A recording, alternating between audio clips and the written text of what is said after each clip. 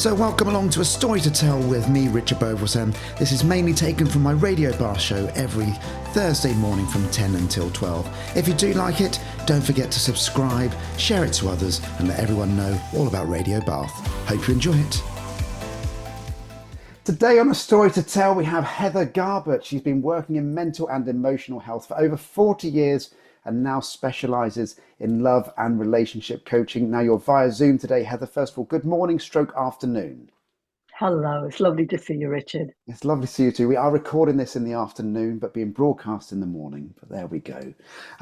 So first of all, very briefly, because we're going to go into much more detail in a later section of the show, who is Heather Garbutt? Oh, I am a love and relationship coach.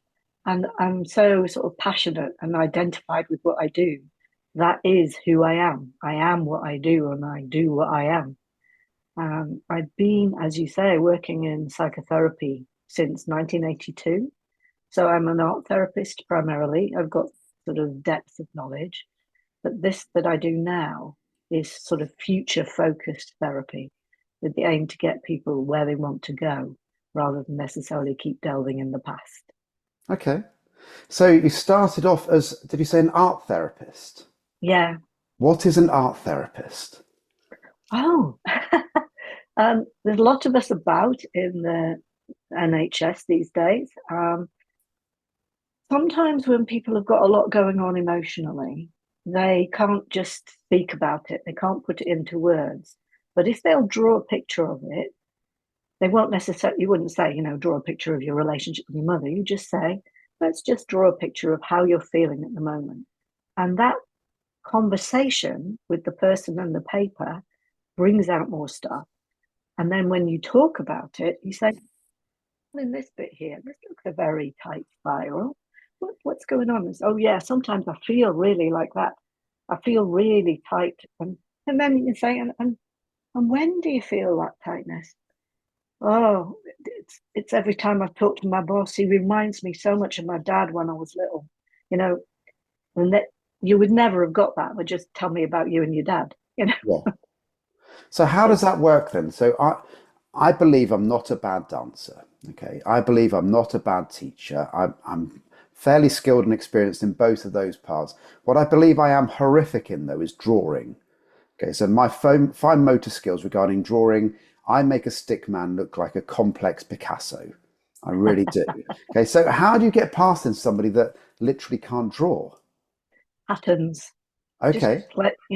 play with the colors and play with the patterns because you can tell like a spiral isn't a picture of something. It's a signal or a sign of something.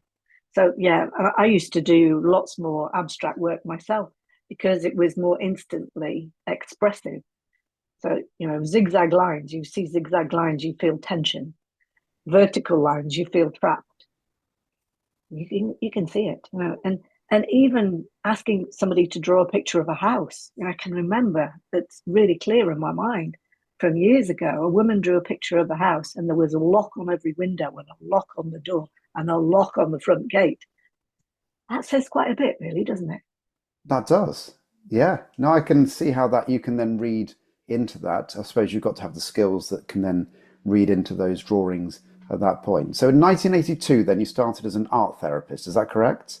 That's right. How did you that's a few years ago now, kind of what was your development to get becoming a love and relationship coach then? Well, I did art therapy in the NHS for 5 years, and then I went to work at the Health Hydro in Swindon as a complementary medicine centre. And I did art therapy and psychotherapy there for a long, long time. I think my colleague Christine Fishlock. We got to know Okay. each other in the 80s, Oh wow, and okay. we set up a business in Swindon together. We were renting rooms to other therapists, but like not just any therapists and not just any rooms. We wanted the place to be a centre of excellence and to create something that was as perfect as could be for therapists to do their work. So that got me in the sort of more businessy zone of things. And working with her was one of the best periods of my life. We sold the business last year. She introduced me to dancing. Oh, okay. This is a long, circuitous route round, but she introduced me to dancing. And it was at that point I was thinking about dating. And it's a really good place to go to meet men because you dance with just about every man in the room every time You do? if you choose. And that's really lovely. That got me from out of a difficult marriage, leaving that behind and meeting people and feeling more comfortable around different men. I met a few guys from there. And then with one morning, Valentine's Day 2016, I woke up in the morning and I said to myself, this is the last day I'm waking up on my own without my partner on Valentine's Day. And it was a real sort of warmth determination. Right. And I opened up my emails like you do, scrolling through your phone. And there was an email that said, do you want to create a miracle in your love life? So I think I do, actually. Okay. Like, so I did that course. And then that was Calling in the One online. And then I did the coach training that followed it because it worked for me within a few months. I met Ian, we're still together 8 years later. He loves dancing too. I introduced him to dance. Great. This was great. So I wanted to do that for other people. And I do. I love it. It's the best piece of my work. It's the best bit of my life's work to bring people to finding true love. It's just epic. Well, I suppose you're going to be surrounding yourself with, to a large degree, happy people a lot of the Yeah. time. A good Yeah. friend of mine was or still is a policeman. And he said, the great thing that you have in your job, Richard, being a dance teacher, is that you are surrounded by happy people and people that want to be around you. And that's absolutely true. And the downside of being a policeman is you're surrounded by the scum of the earth on a daily Oh, basis. And I was like, that is quite tough, isn't it? yeah. Yeah. It's a whole different perspective. I think I probably do. Um, Nowhere near the scum, but I do see the darker side of people's emotional lives because they tell me about all the times they've not been successful, or they Hmm. will tell me about their early life. A lot of the patterns for our love lives are set in place from our early lives, how we learn to relate to our parents or our caregivers or sisters and brothers, the broader family, friendship groups, the church, teachers, all of those big influences when we were little actually can turn into a blueprint for how we live our emotional lives later on. Yeah, absolutely. And it's that classic thing, isn't it? That when somebody has an issue, they automatically go back to where their childhood is and what happened in their childhood. Now, we are going to go into a bit more detail about what you do, but I'm guessing it's not free, what you No, do. sadly. Sadly, not free. But how does it work? Do you have to be in person or is it via Zoom or how does it work? Everything's via Zoom these days. I work with people from all over the world, Okay. generally around 12 sessions. Sometimes people choose to go on longer, but it's around 12 sessions to go through the process because I think 3 months is a it allows you to begin to move out of old ways of being and develop new ones.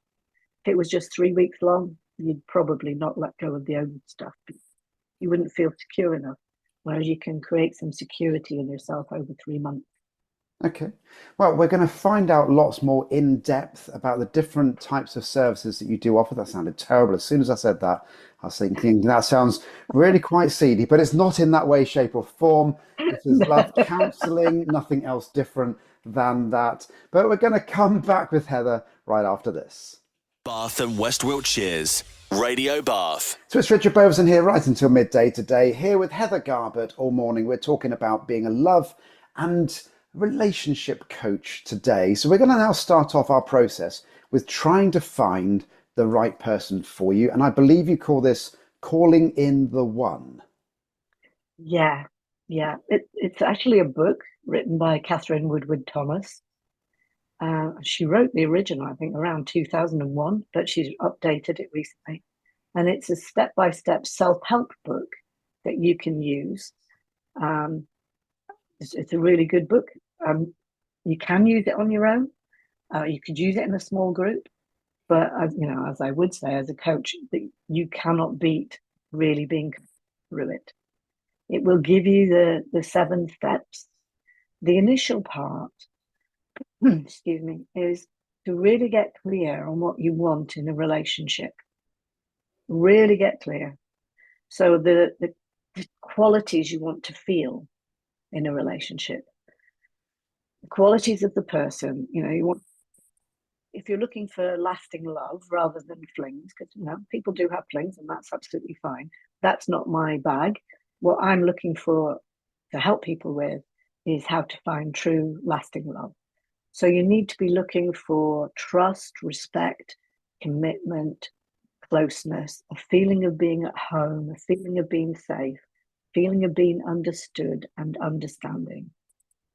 People don't necessarily put the forefront of their minds when they're choosing partners. We've got loads of films forever that say, if the passion's there, go for it. That's it. That's how you choose your partner. It's really not a good way.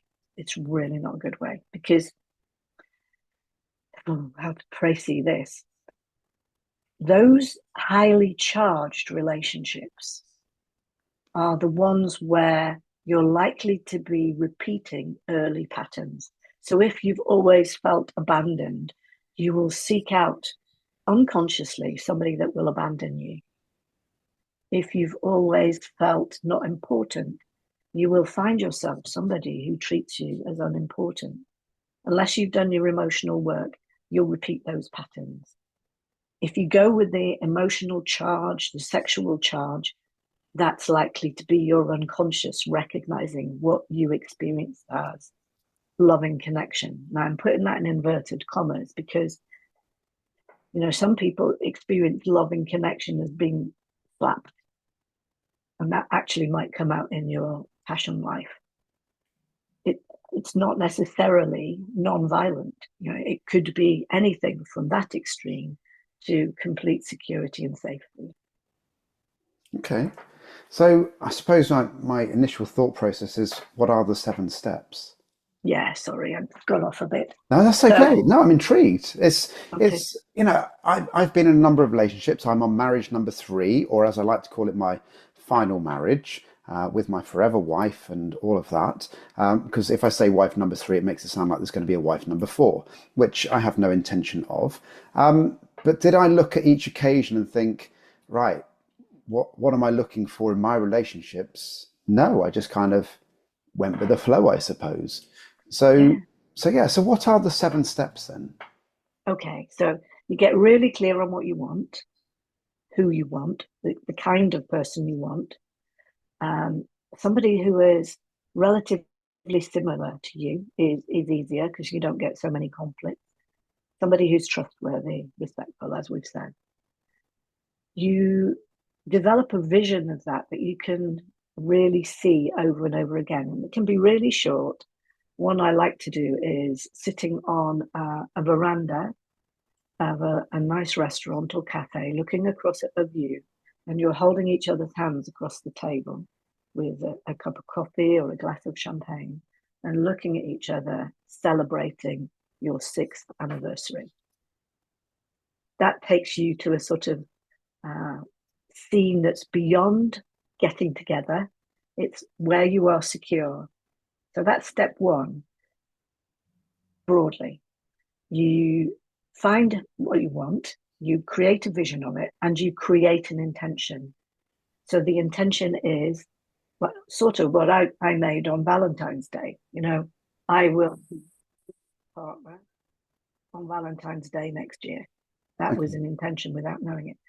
So this person's intention will be, I will be in the best loving relationship I've ever experienced, which is committed. We're building our lives together. We are in a harmony together. We love each other dearly. Something like that. Okay. And from there, you do all of the other work. Once you've got that clear, this is still the first step. Really feel into how you feel when you are that person on the veranda. And that's how you want to be living your life now. And that's how you want to be treating yourself now, as if you are already that person who is happy and secure. When you do all that piece, it stirs up everything that's in the way. All of the old experiences and fears come up for you to pay attention to and clean up. So that can be old relationships that you've been through. Some people go through relationships and say, I'm never doing that again. That was so bad. You don't want to trust yourself with that again. It can be early stuff, like with a sister or brother or parents. It can be that. And we go through in the next steps how to clean that up. There's a good piece in step 2 where you look at your life now. You look at where you're holding back on truth telling. You look at where you're people pleasing.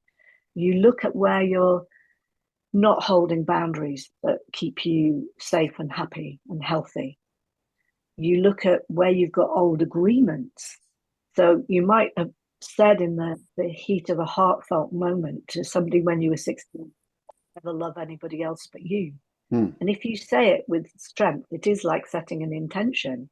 So you have to go back and just sort of clean that bit up, sort of release yourself from that old agreement so that you can move forwards. You might write a letter to that person, not to send, a sort of visualization meditation where you say goodbye and you say everything that you need to say, so that goes into the past. You throw away old mementos of anybody else that you're hanging on to. And they're the one that got away. Maybe I'll just keep holding on to them just in case. You let go of that. And also you look at your life now and look at who is a radiator in your life and who is a drain. Go on, you're going to have to explain what a radiator and a drain is for the audience. Thank you. So a radiator is somebody that makes you feel really good, that they've got your back, that they're supporting of you, they're joyful and celebrate your successes and support you in your failures or setbacks. They're the people that are really in your case. The drains are the people, when you see them coming on your phone, you think, oh God, here we go. Yeah. This person's going to want something of me. They're going to guilt trip me. They're going to shame me. They're going to be envious. They're going to be negative about what I'm doing or what they're doing. That you can feel that they just bring your mood down. I think we've all had experience of people like that they, there's the classic case of Robbie Williams, who's just not long ago been in Bath performing, and that when he walks in a room, you can literally feel the room light up. And then there are other people that you walk in and you just feel the life, as you say, draining out of everybody, and that they're all going to have give a little bit of themselves to that person to make everything kind of be equal in some sort of ways. We're going to hold the steps there. We've still got 5 steps to go in this part. It's time for a bit more music, and we'll be back with Heather very shortly. Across Bath, Bradford-on-Avon and Trowbridge, this is Radio Bath. So it's Richard Beauvoisin here, back right until midday today with Heather Garbutt. She is a love and relationship coach. We've got partway through the calling in the one. We've got the first 2 steps sorted. Remind us very quickly what the first 2 steps are, Heather. So it's getting clear on what you want, setting a very strong intention, getting a vision of it and living as if you are in that vision. That's step 1. Clearing space. So clear some room in your schedule and clear some room in your house. Like have 2 cups, 2 bedside tables, that match, that really invite your true love to be part of your life. So step 2 is letting go of resentments, looking at places where you're holding back on telling the truth to somebody, getting rid of any sort of toxic relationships, really focusing on the people in your life and the circumstances in your life that feed you rather than drain you, and letting go of any old loves. So any old agreements that you ever might have made with somebody, and old wedding vows can be part of that. You really need to let go of that, let go of all the stuff that was pertaining to that, like old wedding rings and engagement rings, get them made into something else or sell them or give them away. Nothing that ties you to the past. Okay. So we're now going to move on to step number 3. Okay. What's step 3? All right. So this is the deeper bit. This is where we look into those old patterns from early in life that are the blueprints for our relationships and the beliefs that we may have created from them. So the belief that it's like imposter syndrome, but in love. Might be, I'm not lovable, I'm not good enough, I'm not wanted, I don't belong, I don't have, I'm not worthy, I'm not important, just for some examples. And if you are living your life from those, every relationship you go into will be colored by those beliefs. And who you get chosen by will color that too. If you go into a relationship with somebody and you believe I'm not good enough, if you don't do the work, sooner or later, they're going to start treating you as you're not good enough because you're treating you as if you're not good enough. So we really want to undo those patterns. Okay. And there's a process of uncovering what they are, because most of us think, well, my childhood was normal. Honestly, if I had £10 for every person that said, well, I had a fine childhood, nothing happened to me. The fact that my father died when I was 5 and my mother married again and my stepfather abused me. No, that's just what happened, you know. This is what people will say. And also we're coming from an era where emotional intelligence just wasn't in the mainstream. It's more and more so, but it wasn't. You know, my parents didn't have a clue about how to care for a child emotionally. It's food on the table, nice warm clothes, everything washed and ironed and all of that stuff. But the rest, I was on my own. Well, we go back to the classic case that I remember. I think my mum did it to me, and I was born in 1974. That as a baby, if I was crying, I was put into the pram or the pushchair and put to the end of the garden and allowed to cry out, and then couldn't hear me. So Yeah, therefore, everything was okay, and that was deemed okay to do. that was the norm. Yeah. Yeah. But what we know now is that the baby will cry themselves into despair through fear of death. They'll yell, please come, please come. They'll shout, please come, please come. And then they'll really go into despair, please come, please come. And then they'll give up and go to sleep because it's the best thing they can do to soothe themselves, to get out of that pain. Yeah. You don't want to be having relationships from that place. Not so much, not so much. Now, I'm going to tangent ever so slightly here. And I've heard people say this to me in the past, in regarding that when they've been looking out for somebody, and you may cover this in one of your other steps, I'm not really sure, but they almost rank themselves like in football league tables. So like, let's go Brad Pitt, George Clooney type thing as being the Premier League of Uh-huh. people, and then kind of going down to the Championship and then League One, League Two, League Three. And they almost look for people that they feel are in their league. I don't know if that's something you've come across or not. Yes, yes. And it's not just on looks, it can be on personal qualities or what they Mm. have in life. Yeah. But you don't want to be choosing from a place like we've just talked about. If your belief is, I am poor, I am helpless, I'm not worthy of love, you don't want to be choosing somebody else who's poor, helpless, and unworthy of love because you'll just have quite a miserable time together. So you've got to do the work on yourself so that you rise up in yourself and you choose somebody from the Brad Pitt level. Yeah, why not? Yeah, absolutely. And so you are living your life from the Brad Pitt level. Yeah. And his money, hopefully. Well, that would be nice too. Yeah, let's call that in as well while we're at it. So part 3 is kind of, I'm guessing, making sure you're in a place Yeah, where you are able to be loved. yes. It examines all of those old beliefs and it gives you a mechanism called the True You Awakening process, which allows you to move on from those, to find out what's really true about you and live from that. You know, we've got a lot of things like affirmations that people use, but that's an invitation to what is true. You just hope that that's going to be true and you try and believe that.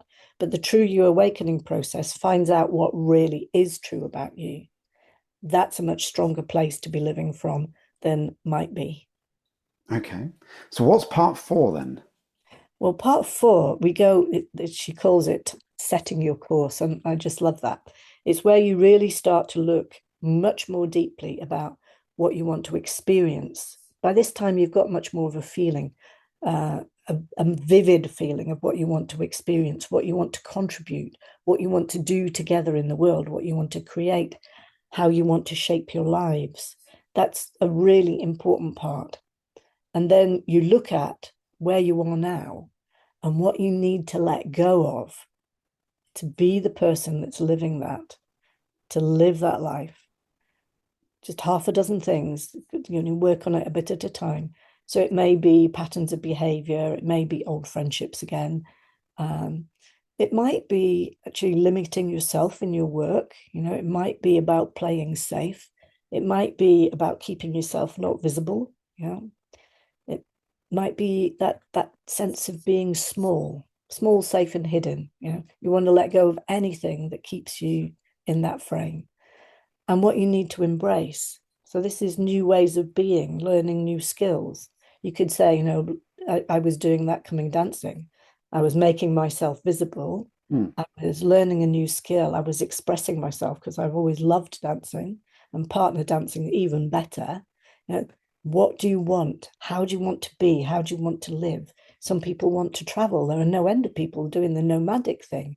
What is it that you want to embrace, to really feel that you are your full self? Yeah. Okay. So we now move on to the latter half of this, points 4 to 7, I'm guessing. Or 5 to 7 now, 5 to isn't it? 7. 5 to Yeah. 7, I can't count now, which is terrible as a dance teacher not to be able to count, but there we go.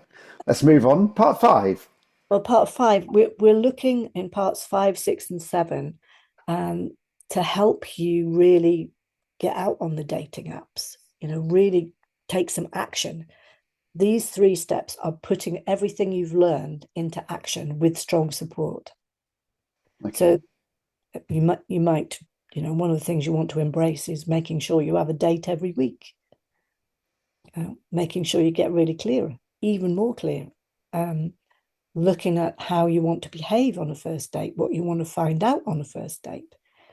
All of those things are intrinsic in parts 5 to 7. Really, really just getting on with it. And you can revisit the past bits, make sure you've learned those. We don't just expect this to be a once and done. Things will get triggered. If you have a couple of dates and you might get triggered into nobody wants me, or you might get triggered all the best ones are taken. You might have any number of beliefs. So we go back through the true you awakening process. What's truly true about you, what's true about others, what's true about the world. And I'm Really. guessing it's, a good friend of mine has just come out of a 20-year marriage. She's in her late 40s and going back out into the dating world. And that must be incredibly difficult for everybody. Yes, it is, because you go back out into the dating world with the mindset that you went out of it in. Mm, And things have moved on 20 years on. I mean, I don't know, 20 years ago, we maybe just about were having dating apps, maybe just about, yeah. but maybe not. So it's a whole thing. And there are ways of being and ways of doing and thinking and assessing people that you really need to learn if you're going on the dating apps, so you don't waste your time. You don't get into rooms with people that you then find you don't like. So the last pieces really support you in learning the new ways of dating, learning how to assess who might be a good person to have a date with, really staying clear and well supported in sticking with what you want. Because there's no end of really nice men, women, and others out there that you could be attracted to, but they might not be the right one. They could have every point about them is good, except that they live in Australia and they've got grandchildren there and they don't want to move. And you are very well ensconced in Britain and you don't want to move. Yeah. So, you've really got to do your work. Got to do your homework. Now, one of the things we didn't mention earlier on is actually your website or anything like that. So do remind us very quickly what your website is. Oh, it's heathergarbutt.com. And you can find me on Instagram and Facebook. Yeah. But yeah, Fabulous. that's my website. Well, what we're going to find out after the break is actually, once you've found love, how to stay in love. So back with Heather right after this. Across Bath, Chippenham, and Melksham, this is Radio Bath. Back now, it's Richard Beauvoisin here right until midday today with Heather Garbutt. She is a love and relationship coach. We're going to move on now to actually, once you've found your one, staying with the one long term and the skills around it. But I have a first question for you, Heather. Now, you are, as you mentioned earlier, in a long-term relationship. How do you feel pressure-wise? Because you preach effectively and do the techniques of how to stay in love. Nobody's perfect. You must have had some times where it's quite difficult because everybody does. So how do you feel kind of the pressure on that? I do live what I preach. Part of what I teach is how to manage conflict, because there always will be conflict, Mm, one way or another. If it's not, towels on the bathroom floor, it'll be something. It'll be something. For us, it is tidiness. I'm not tidy. Ian is very tidy. He likes everything in the kitchen to be pristine for when he comes down in the morning. And I'm one of those people that would say, oh, I'll deal with that later. So, I've had to make big adjustments. He's had to make big adjustments, and we meet somewhere in the middle. And that's what you do. You negotiate and you find a win-win. fair enough. You I have a... pinpoint, Go on. you pinpoint what really matters to each other. Maybe the toothpaste tube is an irritant, but it doesn't really matter. But having a clean kitchen to come into really matters to Ian. So I do my best. For me, having a space here in my office, which is just all mine, and I can put things where I want and how I want. If I can see it, I know where it is. If it's put away, my brain won't do that. So he leaves things. He just leaves things. It's a dual use room. We have the airing cupboard in here. He doesn't interfere with any of this. He just lets me get on with it. Now, we are via Zoom today, and I'm going to make a wild guess then that I'm looking at the Zoom tidy side of your room right now then. Yeah, you are. You should see the rest. So you've just looked around and gone, All the blimey. papers, books, things I'm in the middle of, doing the accounts. Yeah, a couple of handbags on the floor from a holiday that I haven't put away. My vision boards that I have on the wall. But from where I'm looking, it looks perfectly tidy. I like to try and keep it calm behind me. Very nice. Now, I've got a really difficult question for you to start with, and I've been listening and researching AI quite a lot recently. And in AI, they're talking about whether computers and machines can feel emotions, and they actually believe that they will be able to, and in fact, already do feel emotions. But the emotion we're mainly talking about here is love.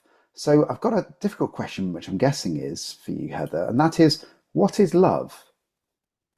Oh, gosh, that is a huge question. So I'm just going to speak from the heart. It's when you feel soft in the middle. It's when you feel that you're cared for and that you care for. It's when you feel tender and affectionate, where you want the best for each other, where you want to support each other, where you can be funny together, you can tease each other, but it's not nasty. It's having a plan together. See, it makes my voice go soft just talking about it. It makes me smile. It makes me feel warm. That is love. That is love between two people. But I think there's a bigger love as well that we have. You just need to see the acts of kindness that people do. It's the classic helping the old lady across the road, or stopping if you see somebody fall off their bike. It's that sort of altruistic love, which I think is there too. Yeah, it really always touches me when I see people. It's a funny one. There's a guy on YouTube that does sitting with dogs. I'm a real dog lover, and this guy sits with stray dogs or dogs that have been put into a rescue center, and he sits with them till they're calmed down. He's got his little process of allowing them to get closer, and then he takes them in his arms and makes them feel safe. And I love watching that little process. I'm sure it's because it mirrors maternal love, you know, Mm. that moment of feeling really safe in somebody's arms. So that's all different kinds of love. I don't know. Does that cover it enough? I don't Well, know. I There's think more, I'm so. sure. I got fascinated then, and again, for the benefit of the tape, nobody can see your eyes closing during all of that. And you literally went off into your own little world, and you went into that place, and it looked like an amazing place to be. So I suppose the question that people have is, obviously how to get there is the difficult part. Now, I know we dealt with how to kind of try and find somebody a bit earlier. One of the things which I find really difficult is that if I'm around people, and going back to the Robbie Williams initial example, is that he has a certain energy around him, a certain aura around him that you can feel if he's in the room. That's very difficult to get from a dating app. Yes, but there's all sorts of stuff. I think you really need to look at somebody's gaze. And you need to really learn the skills of discernment and see who, first of all, is authentic and who isn't, and how they're behaving, how they write to you, if they write to you, if they write to you in good time, or if they keep you waiting 3 days. Really, it's important to get a feel. How do you feel? I mean, part of that sort of inner work we do is learning how to use that body compass to feel if this person feels all right and trust it. And if you don't feel that you can trust them, watch out for the ones who are doctors, ex-army or Navy, generally from America. This is the scammers, you know. They'll say they're in the Navy, they'll picture themselves with a cute little dog or with their arm around a child or bare-chested or something, you know, where they're Is big that the and men, not the women? this is the men, yeah. Yeah. Women, if from the other side, oh my God, you see some dodgy ladies around, you really do. I would say if you're a woman on a podcast, never show too much flesh because you will be inviting people who are only interested in that. You have to be yourself and show pictures of you as you are, at your best, obviously, doing the things that you do, you know, a face picture, a full length body picture, and some of you doing activities. And that's what you look for in somebody else as well. Okay. So let's go back to the fact that you've now found the right person.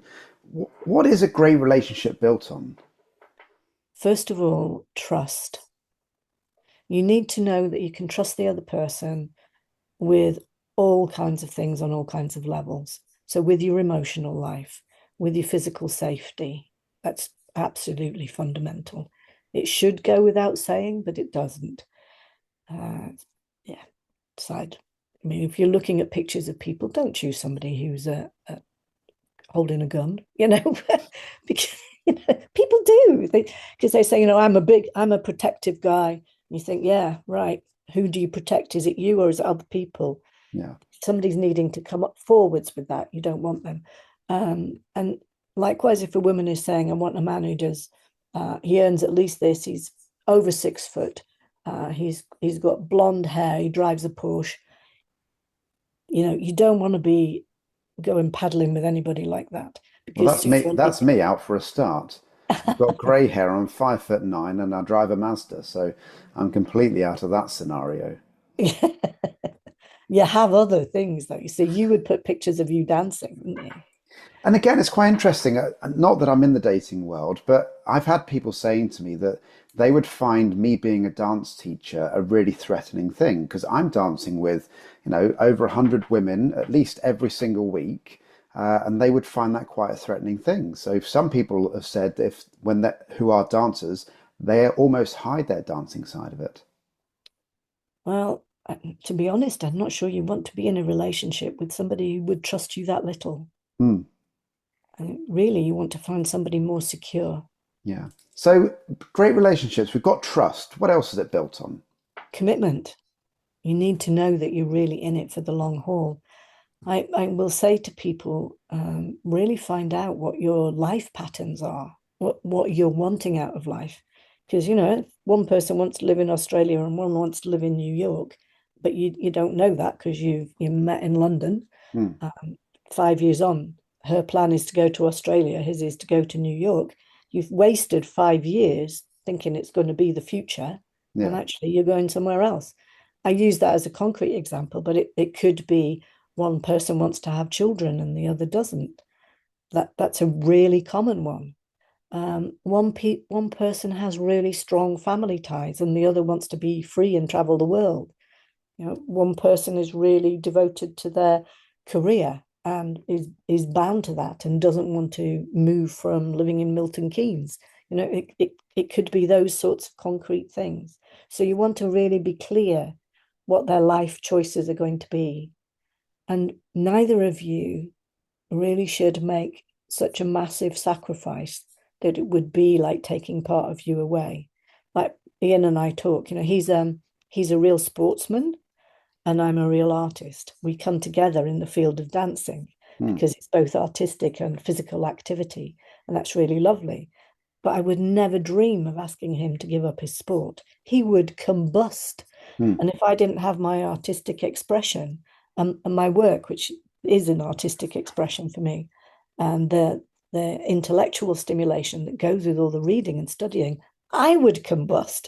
So he never asks me to give that up.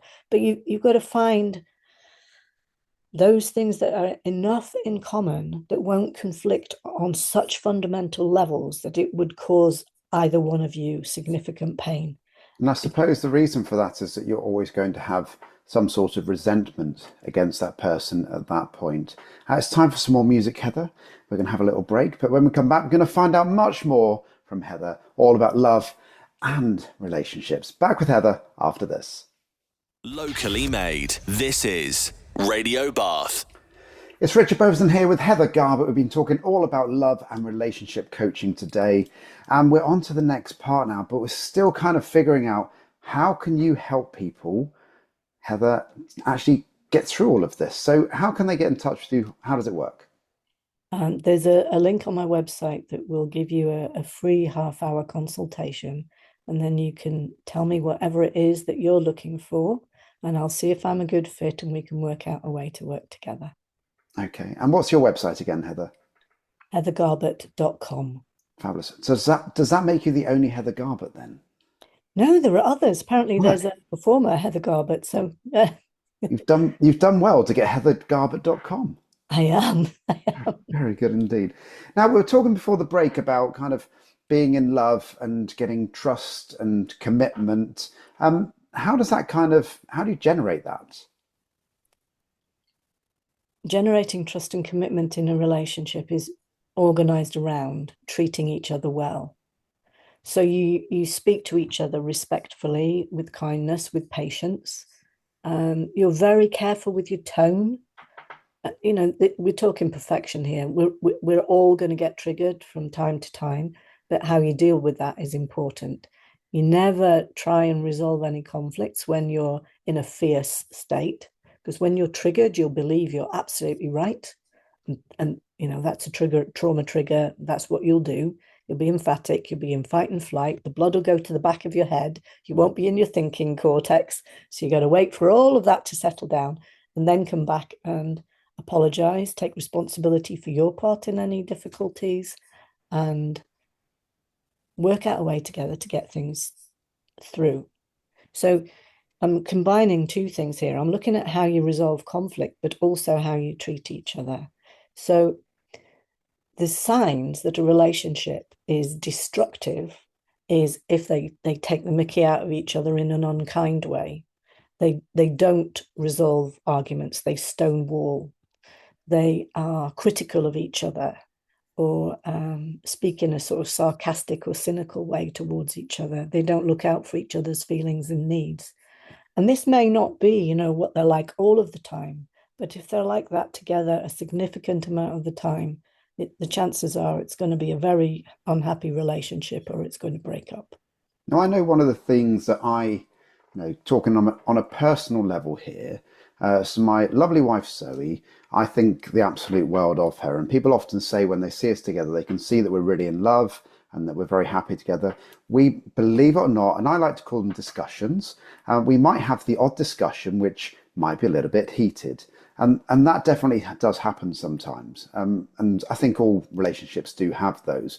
The one thing that I'm guilty of quite dramatically is that I praise Zoe an enormous amount when she's not in earshot. But do I say all of those things that are really lovely about her directly to her as often as I should? Probably not. And that's something which I think I need to work on quite a lot. Is that something you come across? Yes, absolutely. We're particularly as Brits, we're a bit timid. We don't like that vulnerability of expressing appreciation for somebody else because it shows how we're touched by them. And that, we'll avoid that. We don't want to be touched. It's just that moment. So is there, and this is a really difficult question to ask, but is there a secret to having great love and lasting love?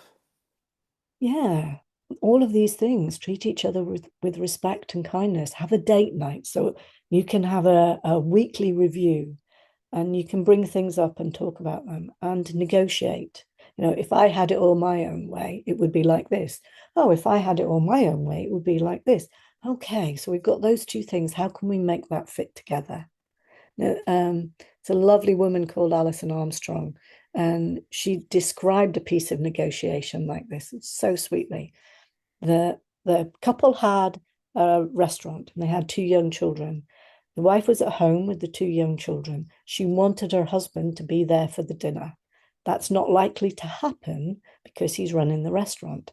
So they negotiated between them that he would come home for dinner. He would set up the restaurant for the evening, hand over to his head chef, come home for dinner, put the children to bed with her, and then they would have some time together. Then she would go to bed and go to sleep, ready for waking up early with the children. He would come home later, take his sleep, and sleep in the morning. So everybody got what they wanted. But you would think on the face of it, it was intractable. But if you work at it, you can actually make it work. And it's all about sometimes, I suppose, having a third person, which is where you come in, I'm guessing, in that you can see it from a non-emotional way. Yes. I do the helping people set up their relationship in a way that is going to make it work. I choose not to these days work with people who've got themselves into sticky situations. I don't want to do that anymore. Sadly,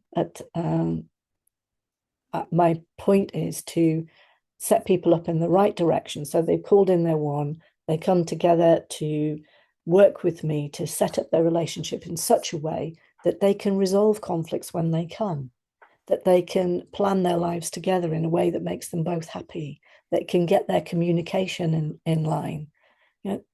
All of that in place before you actually put the ring on your finger or buy the house together, which is an equally big commitment these days. Yeah. Yeah, so much better. I was listening to The Diary of a CEO with Stephen Bartlett the other day, and he had on there a relationship coach. And she was saying that the way in which the modern world is almost like for a lot of people, they're living with somebody with dementia.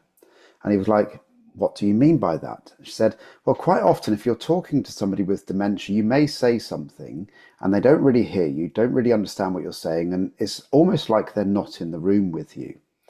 And she said, if you look at people that are often, they might be sat down next to each other, but they're both watching TV, they're also both on their phones at the same time. And somebody might say something to the other person, but they're not really in the room. They're either in the TV or somewhere else.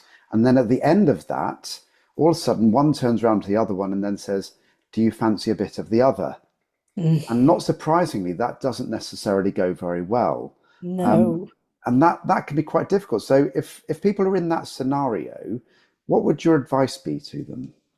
they need their date night where there's no phones, nothing coming in from outside, because the screens are a substitute for real connection, and they're much less threatening than real connection. So having the real connection is so important. So you remember it's not scary. So a bit of the other flows from being kind and being connected and making plans and talking to each other. Maybe no phones at the table, maybe no phones in the bedroom. You have a rule. No TV in the bedroom. How many people have a TV in the bedroom? There's no connection there. Anyway, whatever. You can see, if you're sort of watching the film over the top, it's not good, is it, for either of you? Not so You're much. there concentrating and being open and vulnerable and connected. Yeah, and I suppose part of that is communication. Now, a lot of us struggle. I have the pleasure of being autistic, and sometimes my communication skills aren't as good as what I'd like them to be.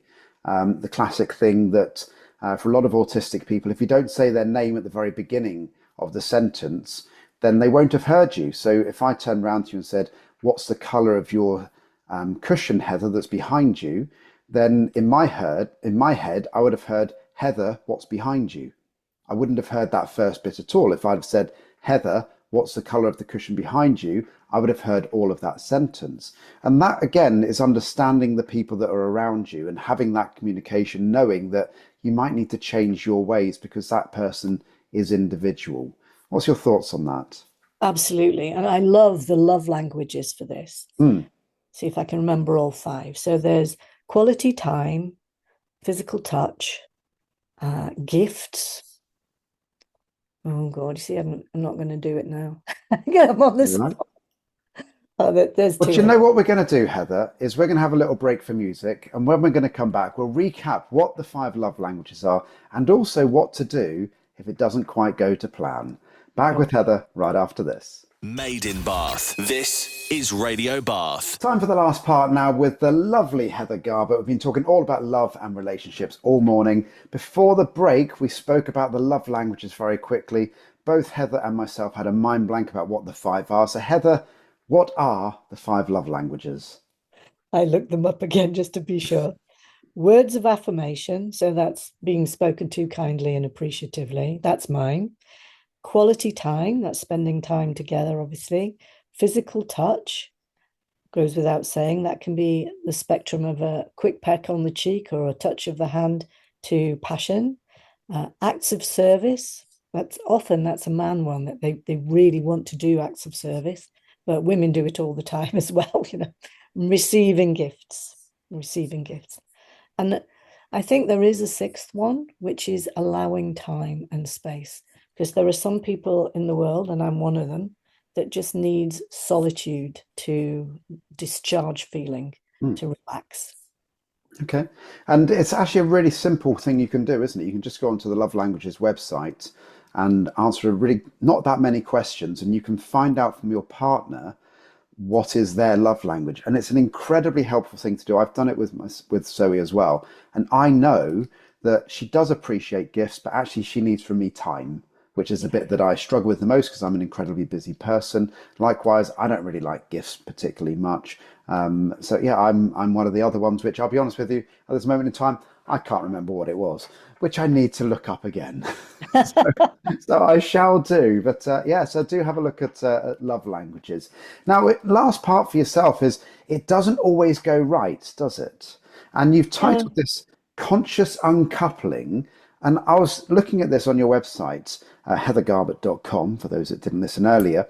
And I was fascinated by this. And I thought, as much as trying to find love is brilliant, trying to stay in love is brilliant, getting over something that's gone wrong, I don't think anybody does very well. So is this quite a big part of what you do? It is. And generally there'll be one person of a couple that wants to come and see me. And so we work through that. It doesn't always mean that it's the one that's been left. Sometimes it's the one that's needed to do the leaving. And we work through what's gone wrong. And we connect it up with early life. So you can see if you've been living from your childhood wounds, your adapted child, for whatever reasons from your childhood blueprint, how that has affected your relationship life. So generally people have become less and less of themselves and less connected. It's like I was saying before, really, it's about when the compromises get too big, people pull away. Yeah, I mean, if I was asked, as you mentioned earlier with Ian, your partner, if I was asked to stop playing football, for instance, my heckles would go up because I need that part of my life. I need the male bonding that I get from football. And as amazing as Zoe is, she can't give that to me. No. That's just something which she can't do. Equally, there's things that Zoe does that I can't help her with, and she needs to do those things at time with her friends. And having that female company, I physically can't do that for her. So I No. think it really is important that we all kind of have our moments. In your program, you mentioned though there's again 5 steps on this occasion that can help you uncouple from somebody. Yes, the first one is emotional stabilization because our brain goes to mush when we're parting, even if we're the one choosing to leave. If we're the one left, we're likely to be in real shock and denial, and it'll take a long time to sink in. But I help people really get calm and clear as possible so that they don't use all of their resources in the divorce courts. They actually do come out with some sort of quality relationship with the other person, particularly if they've got children. Hmm. Don't want them getting caught in the emotional turmoil from somebody who's in severe distress. And you don't want people going to court from their childhood wounds where they're both living from their 3-year-olds. It's mine, it's mine, it's mine, it's mine. You're wrong, get off me. All of that stuff. You don't want to be paying £250 an hour for a solicitor to write a letter to say that for you. No. You really don't want that. So the aim is to create a civilized relationship with your ex by the end, unless there's been abuse that you need to separate out from, so that you can look after the children, you can separate things well and fairly, so that you can both have a life going forwards. If you don't have children and you don't want to see each other ever again, that's fine. We can work to that too. But if you do have to, you want it to be as respectful and cooperative as possible going forwards. And that's the aim of the program. So we look at what went wrong. We do the true you awakening, finding yourself again, finding out who you really are. That sounds a bit glib, but I think we've talked about it earlier, so hopefully people can Hmm. listen to earlier parts. And living from a much stronger place in yourself. And clearing the air, there's a whole mechanism for clearing the air with your ex, taking responsibility for how you felt and reacted, and them taking responsibility, if they're willing, for how they felt and reacted, so that you can come to that place of negotiating the future from calm and kindness and respect. So is this still all part 1, is it? No, sorry, I didn't name the steps. That's okay. Clearing the air is step 4. Okay. What was 2 and Okay. 3? Two and three was so 1 is stabilization, 2 is looking at what went wrong, 3 is looking at your early childhood wounds and how they contributed to what went wrong and graduating from them. 4 is clearing the air, and 5 is, okay, what is my future now? What do I want in my life? Aside from making this relationship, and also preparing for new love, so that if you choose again, you choose from a wiser place. You don't just do the same or the opposite as you did before. I suppose what you're doing here to some degree is clearing away people's baggage. Yeah. And certainly as you get older, you tend to have more and more baggage that you just carry around with you, which then literally drags you back from going forwards. Yes, it does. Because you're always thinking, is he going to behave like that? Is she going to do what she did before? Yeah. And then I suppose the whole loop starts again, doesn't it? So you've now got into a mental state where you are clear of your previous relationship, and then you can start to calling on the one and finding the next person. Absolutely. And I'm guessing that's what happened to you on that Valentine's Day when you went. So yeah. So a little question for you then: how did you meet Ian? We met on a dating app. Oh, okay. Yeah. I think it was Match.com. Yes. Right. Other Yeah. dating apps are available, I believe. Not that we're the They are. BBC, but yeah. So you met. Is that one where you literally swipe left and right? No.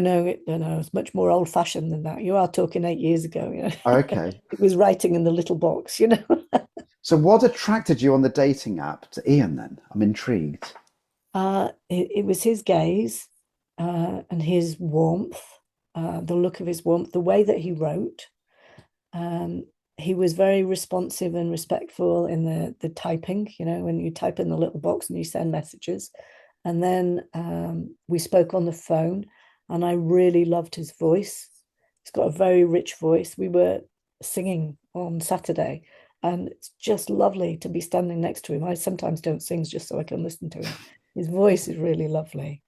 And he's emotionally intelligent, and he's really kind. All of those things. He actually rescued my dog from the canal on the first date. Really good in a crisis. Then you see Right? that first date. Yes. That is dedication. Yes. It really is. Did it just like that, without a second thought, wearing a white linen shirt, pulling a big sort of 25-kilo dog out of mucky water, Nice. white shirt on, and Did he, remember to put his phone in his back pocket before he leaned forwards. did he then, in a true Levi's ad moment, just rip the shirt off to reveal the body? Not quite. Not But quite. he No. did step back far enough not to get it splattered with mud. Fair enough. Fair enough. So just as a recap then, so what you can do at heathergarbutt.com, and we'll put some for the podcast. If you've missed any of this, it will be available as a podcast. We'll put your details also in the podcast links as well. But basically what you can offer is you can help finding somebody for someone. You can help, once you've found somebody, keeping them and making it a happy relationship. And if it doesn't all go quite to plan, you can help them recover from that and move on to the next person. Does that sound about right? That sounds about right. Lovely. Yes. Thank you so much for coming on today, Heather. I hope you've enjoyed it. I have. It's lovely to meet you And properly, you. rather than just spinning in a dark room. I know. That's relating to dancing for anybody that's confused by that last comment from Heather's perspective. I'm back next week between 10 and 12 every Thursday. Have a great week.